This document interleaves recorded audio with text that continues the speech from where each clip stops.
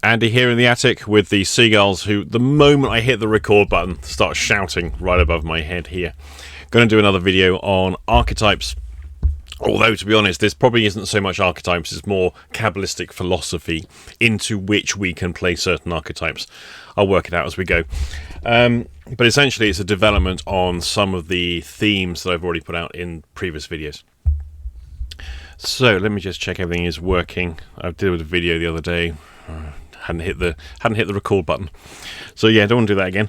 Alrighty, so we're going to look at, or I'm going to look at, this path here and this path here on the Tree of Life. Now, just to recap, the straight lines between the circles are referred to as paths, and the round things are Sephira.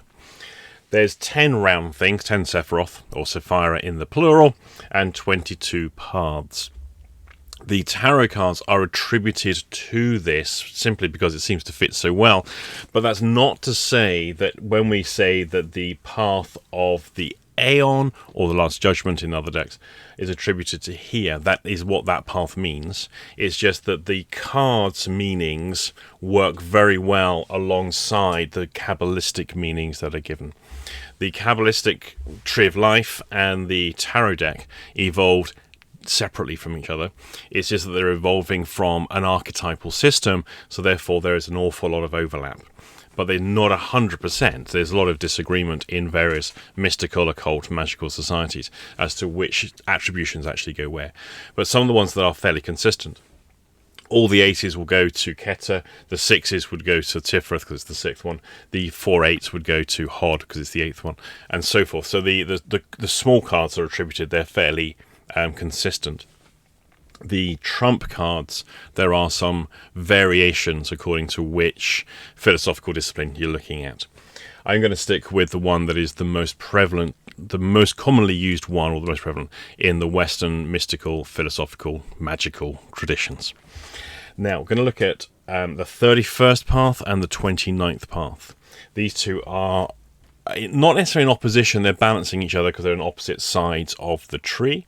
Obviously, one is connecting Malkuth to Hod, and the other one's connecting Malkuth to Netzer. Quick recap.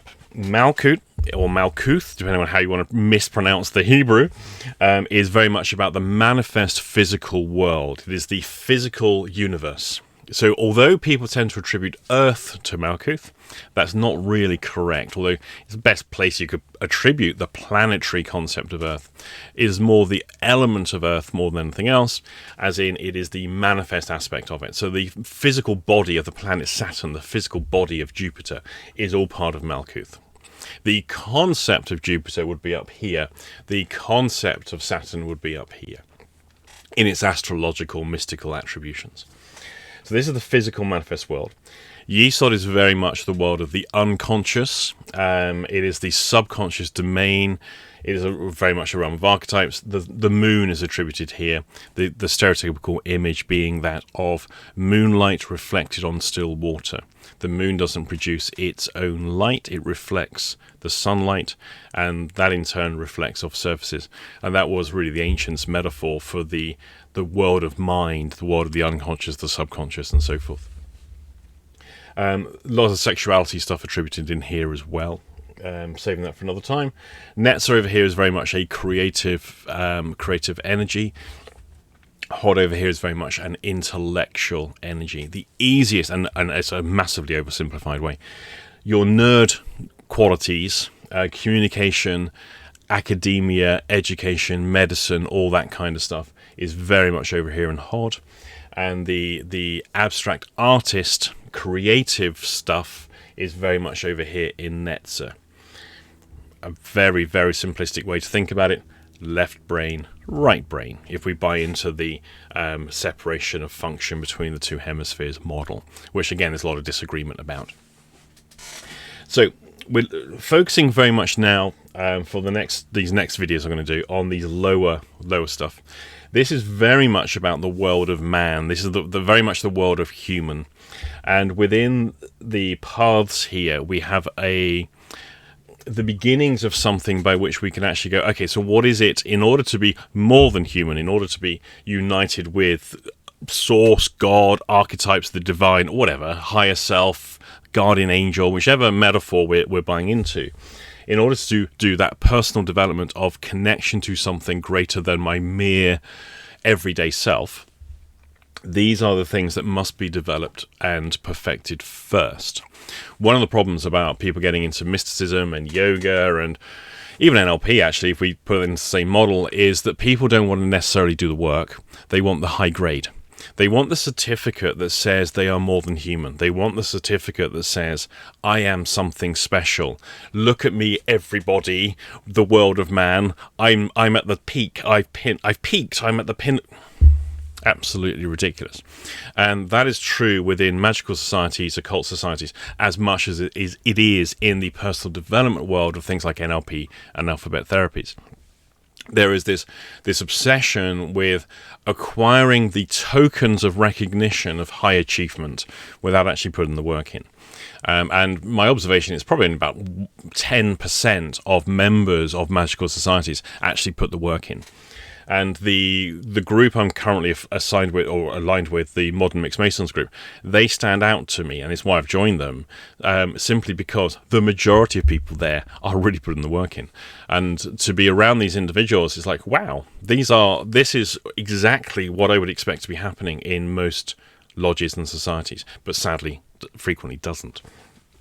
But that's no excuse that we then think, well, why should we bother? Because this is not about getting recognition from other people. This is not about having a conversation, oh, what degree are you? What grade are you? It's not about that at all. It's not like in the NLP world, oh, yes, of course, I've done my trainer training with both John and I did my trainer's training with Richard, so I have the best of both, really. Oh, which school did you train with? The snobbery, the spiritual snobbery that goes on, the spiritual narcissism that goes on is rife. And it's really important to avoid that.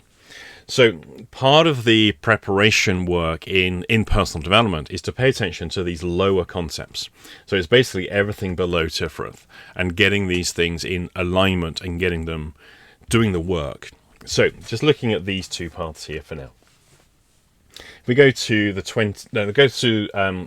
path of Shin, which is the Hebrew letter.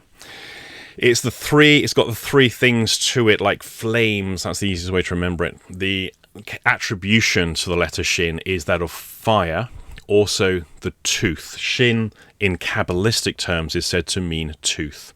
Got to be honest, I don't know whether it's the Hebrew word for tooth. I suspect it may probably not be. But Kabbalistically, Shin is said to mean a tooth. Now, in Kabbalah, where we say, like, Resh means the back of the head, it doesn't necessarily align that that's the Hebrew word for it.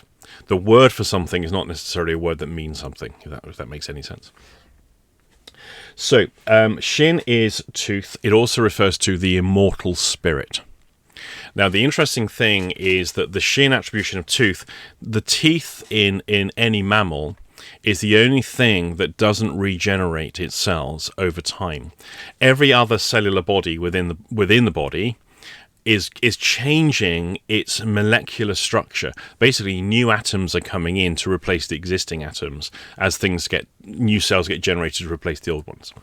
That's not true for the teeth. The teeth are pretty much all present when you're born, and that's the atomic structures you stick with for the rest of your life. And even after you're long dead, the teeth are what can be used to identify who they belong to in our modern science of forensics. And so it seems no coincidence then that the immortal spirit and the Hebrew letter Shin is said to mean in Kabbalah a tooth. And that's, again, the easiest way to remember that attributions. So not only is it the immortal spirit, there are double attributions on the 31st path, which is why when you look in your book 777 and you look at the columns, you're going to find at the bottom there's 32 bis and 31 bis. They are basically the double attributions of this path here and this path here. You can look into double attributions later on. But let's just say, for argument's sake, it can mean this or this, and they both apply to this particular path.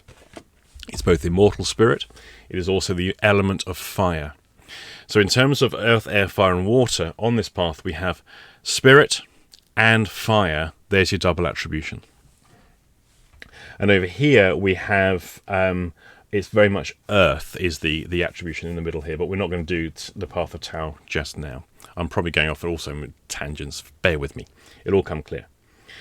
Now, the other symbolic meaning of this particular path is really revealed very well by Dolores Ashcroft Novisky's work. If you look in her book, The Shining Paths, I'll put that either up on the screen or in the description later on when I do the edits here.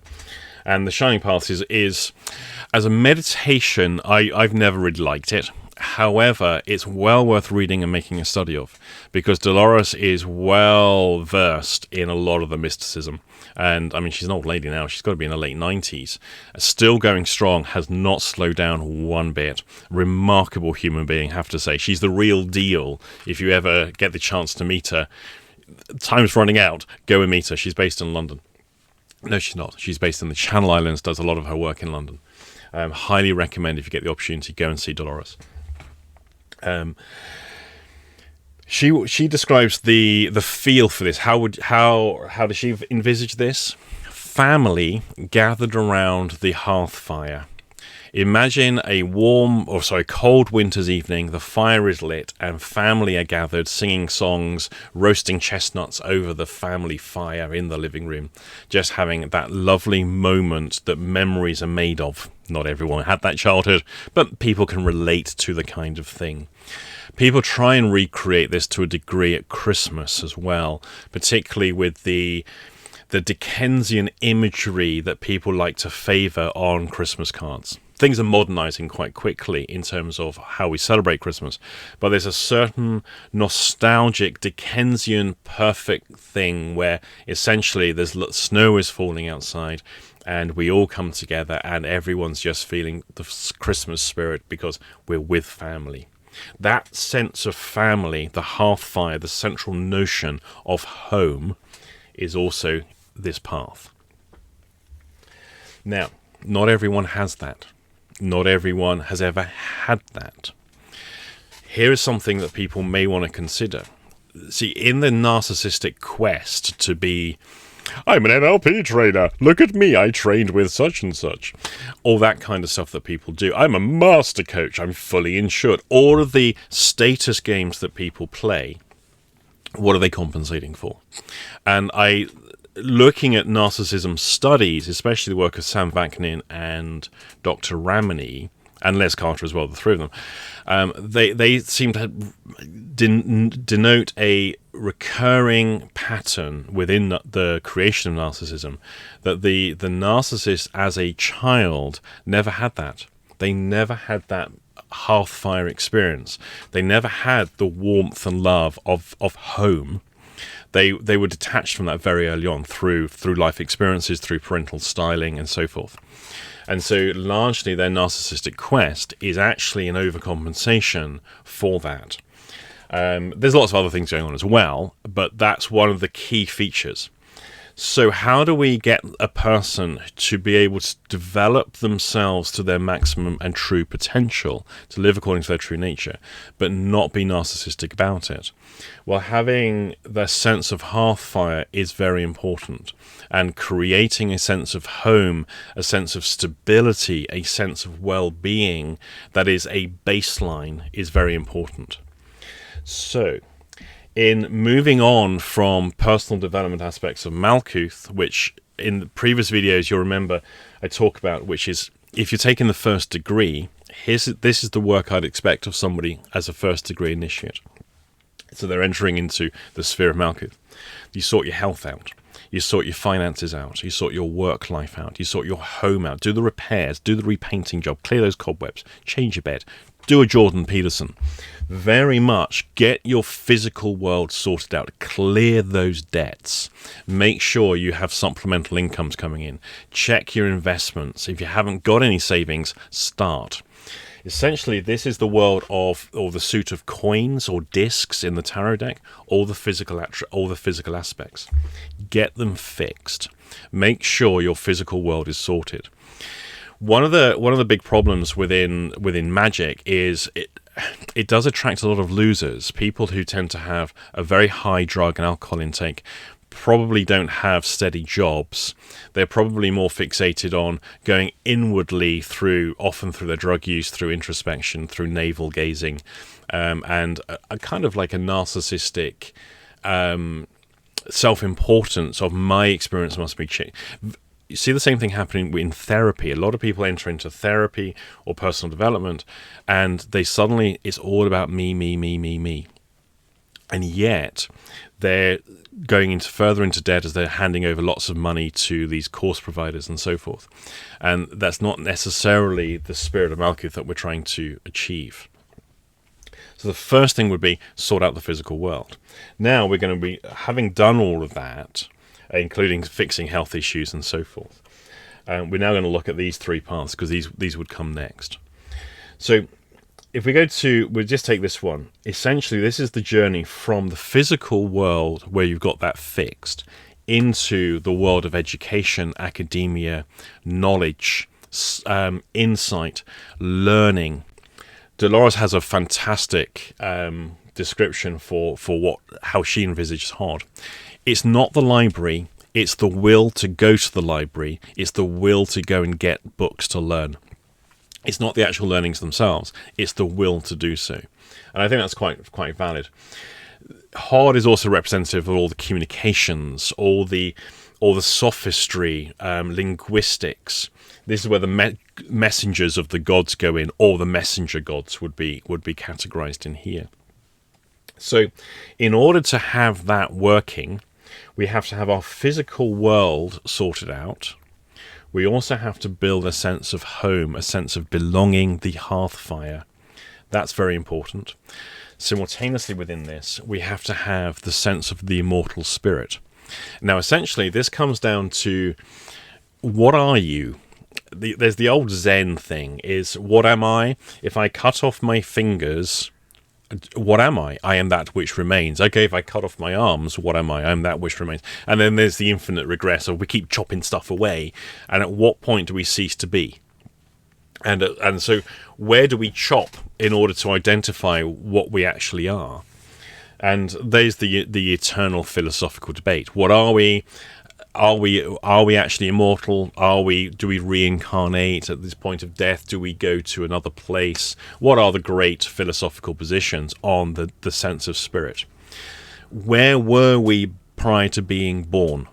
Not the atoms that make us up, because they're constantly changing over, apart from the teeth.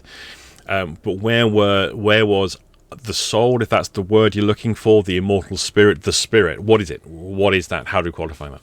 So there's a degree of questioning and learning around, okay, what are the different philosophical positions? I'll put a link to a Graham Hancock lecture I watched yesterday, which I've got to say, he raised some very, very good points there about how in our modern society today, we are disconnected from our heritage. We're disconnected from who we are as a species across time. Now it's instant gratification, Instagram, Facebook, hey, look at me. That seems to be the focus, and let's accrue lots of money and be deemed to be successful in life. That's the modern way of being. Hopefully it's just a temporary thing. Who knows? Who knows where that goes? Anyway, Graham Hancock has done a very good lecture around that particular ethos, putting it into a historical context of ancient Egypt. I'll put a link in the description, so watch out for that one. And if you're not familiar with Graham Hancock's work, just buy all his books. Trust me on this one. They're all huge. I mean, they're tomes of work. A lot of people disagree with his conclusions about stuff, but I think he's onto something. He basically says the world is a lot older than we think it is, and the human history is a lot older than we actually realize it to be. And there's a lot of evidence that supports that. But these are the anomalies within archaeology that science basically ignores.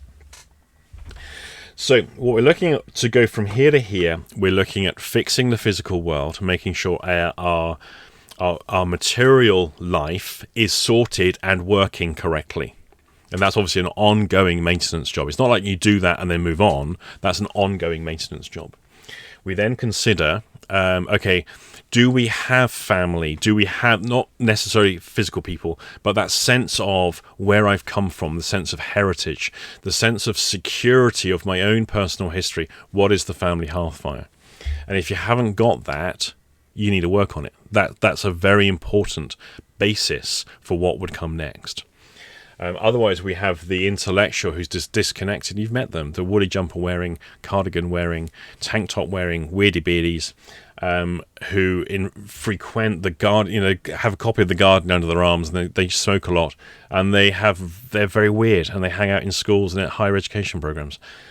You've met that person who's utterly disconnected from people, from humanity, but they're academic. It's just not a good place to be, I don't think. So that's what we'd be focusing on with this stuff too. Now, if we come over to here, the 29th path, which is represented... I can't find it. The moon is represented by the moon card. And I haven't actually mentioned the other card. This path over here is represented in the tarot deck of the Thoth deck by the Aeon. You can see how old this deck is. It's all fallen apart.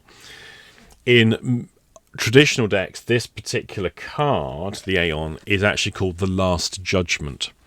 And Crowley basically disagreed with very much the Christian interpretation. It was the medieval Christian interpretation of what the Last Judgment would entail. It's the Book of Revelations, and instead replaced the symbolism with its true archetype, which is that of ancient Egypt, sticking Horus and Osiris in there. Now, just while I'm on that, sorry to go off at a tangent again, on the Graham lecture video, he talks about the Book of the Dead and the Egyptian Book of the Dead. If you're familiar with Christian mythologies and very much the Book of Revelations, and you understand that the Hebrews, the original Jews, were the slave class in ancient Egypt, and then they came out of Egypt, you'll see that actually that group of people historically were Egyptian. They just weren't Egyptian citizens. They were the slave class. As a result, an awful lot of what then became Christianity actually has its roots in the ancient Egyptian religion. And when you consider the Book of the Dead, the Egyptian Book of the Dead, and you consider the Book of Revelations, they're pretty much the same thing. And that's why the Last Judgment, which is basically it's Christ coming back to judge the world, when the dead rise from their graves. Bit of a problem, that, because when you die, I thought you go to heaven. But that's not according to the Bible. You only go to heaven upon the Last Judgment when you're called up out of your grave. And essentially, when you die, you're in this waiting room area, waiting for the Last Judgment to occur. But of course, then the Christian religion starts to posit that when you die, you go to heaven. I know. Ask a Christian how they reconcile that. That's why the Catholics came up with this concept of purgatory. Much easier. Oh, yes, purgatory. Oh, okay. What's happening? So we have the Aeon or the Last Judgment over here, depending on whether you're going to the Christian mythologies, medieval Christian mythologies, or ancient Egypt, as in Aleister Crowley. Over here we have the card, which is the Moon, which those who are familiar with me and my magic stuff, this is, for me, one of the most important paths. Now, I know I've described this elsewhere, but I'll just quickly do it again. This path here is best symbolized by, it's midnight, you can't see. In an initiation on this path, the person would be blindfolded for the entire duration of the initiation, because this is not a path of sight. This is a path of the senses, where we project into the landscape, into the environment, our perceptions upon it. And it's an important distinction, this, because you know that thing of projection is perception or perception is projection? That's very much an ethic or an ethos of this particular path. So it's midnight. You're in the forest alone, and there's witches about. Might be wolves as well, you don't know. And some of the threats are very, very real, and some of them are purely imaginary. And you have to navigate your way without using sight, using only your projections into the environment and your feedback based upon the sensory data you do collect, very much by feeling and listening your way. You're moving from the material world of Malkuth to the abstract, creative, artistic world of Netzer. And essentially, that's the path we have to navigate. Now, an awful lot of people they fail in their creativity. They fail because what they're doing the whole time is projecting themselves into the environment, and they perceive what they project to be objective truth. One of the things we see very much in the social media generation, especially the woke social media generation, people can't differentiate from an extraneous fact, a proven concept, and a belief and opinion. And so for an awful lot of people, well, my truth, well, I believe this to be true. Well, okay, great. Doesn't mean it's true. And it's astonishing to me how many people can't cope with the fact they have what they prefer to believe to be true, and then the real what actually is true. And so the cognitive dissonance, the ability to hold completely conflicting things and delete from their experience external objective truths, and instead they prefer to project their subjective truth out into the world, and then basically try and get laws passed to make other people conform to it. And that's a remarkable thing that's fairly new, a new fashion trend really, amongst young people who've been raised to have their own personal truth as fact. And that's just absurd. And of course, what we have are mere ordinary people, mortals, who themselves are brainwashed into these concepts, then finding positions of power to influence other people to have the same concepts, and so forth. This path is the path to differentiate objective truth from projected truth. How do we do that? Or how would that be back in the medieval times when this kind of thing emerged? Superstition. So did witches exist? Well, probably. You've always had weirdos who do weird stuff. Then you've also had the people who get called witches. Modern day version, they genuinely were Nazis less than 100 years ago. And those were awful, awful humans in a collective operating an awful thing. Nowadays, you basically use the wrong pronoun. You make a joke that somebody doesn't appreciate in our woke times. You're now a Nazi. Well, that's not Nazism. It's not even close to being a Nazi. That's just a careless use of language according to a social norm that is currently being enforced. And so now what we have is people's ability to take one person's tweet, and they might have been a great person doing great things all of their life, working really hard to make the world a better place and to look after their loved one, but they made a tweet, and that tweet had a word in it, and that's it. Now the mob move on them. And so these are all the concepts that are very much within this, and the path is about identifying the differential, finding those things within yourself where we project things out, and actually we know it's not true, but it might be fun to think it's true. It might be a projected fear that we've inherited from childhood, the bogeyman. You see, there was a point there were wolves. And wolves were pretty bad. If you lived in a woodland area, or before the times of cities, when people were fairly rural, and there were packs of wolves, and because of a long winter, they've gone hungry, that's dangerous. And so, going out in the woods and going out alone could actually be the end of you, because of the risks involved. And so, the fear of the forest, especially the fear of the forest and the fear of the dark, it has been real. It has actually been a real thing. And of course, some people live in urban environments where going out at night is very dangerous because of the nature of some of the people that live there and the social conduct of large groups of people in those environments. So there are real threats, and they're the ones that we perceive. One of my favorites in the sort of the modern urban myth thing is the white van. The white van man stealing dogs. And he doesn't. What I found is when I participate on local forums, we've got a very busy local forum here in Rustington. Every week there is a man in a van stealing dogs. He's really busy because when you type those details into Twitter, you'll find the same photographs, the same registration plate going back over 10 years, and all over the country, people are reposting the same stuff because they've heard they're stealing dogs. And just look on local forums, look on Twitter, just type in white van dogs.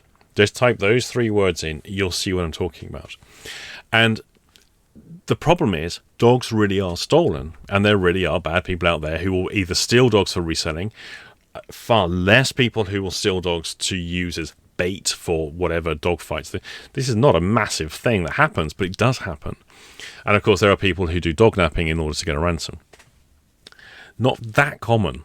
It's certainly not as prevalent as the local forums, and they're the same in every region. You're going to find the same things. It looks like there's an epidemic where thousands are being taken every day. It's clearly not happening to that degree. So now what we have is an emotive subject where when Andy wades in on the forum to go, well, that picture goes back 12 years and it's the same picture, and he crops up in all these, well, all that happens is the local people on the forums turn on me, because who the hell do I think I am? People, once they get caught in that emotive position, are no longer able to differentiate the features of complex issues. That actually there's some elements that are true and there are some elements that are clearly exaggerated and not true. People can't do that. It's all or nothing. This path is about identifying your own patterns, your own trends within that, and sorting those out. Where are you superstitious? Well, you don't believe yourself to be superstitious. One thing I like to point out to people who believe themselves to be atheists is every time they get angry or hurt themselves, they will shout out, "Oh my God." Well, if they're an atheist, why are they calling out to the Lord every time something bad happens? What's that all about then? Maybe a part of them actually is religious. Who knows? Who knows?